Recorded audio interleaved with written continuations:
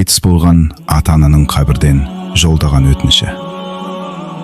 Менің қымбатты балам, сен мұны мен дүниеден өткеннен кейін оқисың. Мұны саған қабірден тіл қатып жатқандай оқы. Мен қазір ұзындығы шамамен 2 метр, ені 1 метр болатын қабірде жатырмын. Төбемді басып қалмау үшін тірелген ағаш кесінділерінен басқа айналамның бәрі топырақ. Оларда уақыт өте босап барады. Жақында бұл топырақтың бәрі үстіме құлайды. Сені жақсы көргенімді біл. Алла тағала мені саған жолықтырған. Сені маған нәсіп еткен.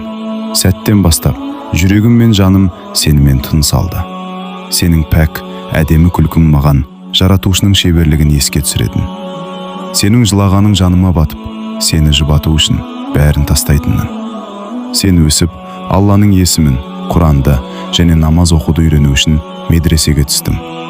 Сен мен үшін артында қалдырған кез келген дүниелік байлықтан да құндырақ инвестиция, ізгі амал болдым. Менің өздігімнен ештеңе істей алмайтын күнім туғанда, сен маған дұға жасап, Алладан күнәларымның кешірілуін сұрайды деп үміттендім. Қымбаттым, міне, сол уақыт келді. Сен жердің бетіндесің, ал мен оның қойнауында қозғалыссыз жатырмын. Пайғамбарымыздың оған Алланың игілігі мен сәлемі болсын. Қабірдегі адам суға батып бара жатқан адам тәрізді. Ол жақындарынан көмек күтеді деген хадисі қандай шынайы. Ол жақындарының өзі үшін жасаған амалдарының сауабын күтеді. Қымбаттым, мен қазір тіпті Субханалла деп те айта алмаймын. Сен менің етім мен қанымсың. Егер мені шынымен жақсы көрсең, сені мына 5 нәрсені орындауға шақырамын. Аллаға бойсын. Сенің ең үлкен сүйің осы болмақ. Сенің істеген әрбір ісің маған жетіп тұрады. Жақсы амалдарым мені қуантса, жаман қылықтарың жаныма батады. Менің қазама қайғырып, жоқтығыман алған сәттерің уақыт өте келе сейіліп, қайтадан әдеттегі өміріңе оралатыныңды білемін.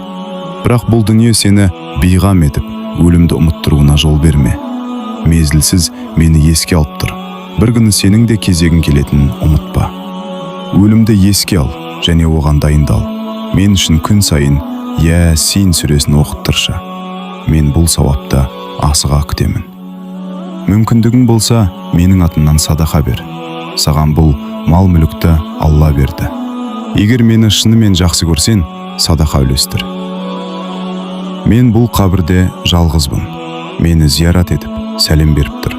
Сен мені көре де, ести де алмайсың. Бірақ, иншалла, мен сені көріп, ести аламын. Егер сен қасымда тұрып дұға жасасаң, Алла екі дүниеде де бізге мейірімін төгеді. Бәрімізде Аллаға тәнбіз, және бәріміз оған қайтамыз. Соны ұмытпа. Біз бұл дүниеде қысқа ғана уақытқа қонақ болған жолаушымыз. Бірақ біздің әрбір іс-әрекетіміз мәңгілік болашағымызды айқындайды. Қымбаттым, сабырлы әрі берік бол. Иншалла, ақыретте жүздесеміз. Ол үшін шайтаннан және оның айла амалдарынан сақтан. Иманда өмір сүріп, иманмен жан тапсыруға тырыс. Мүфти Ибрахим Десай. Алла оны рахымын алсын.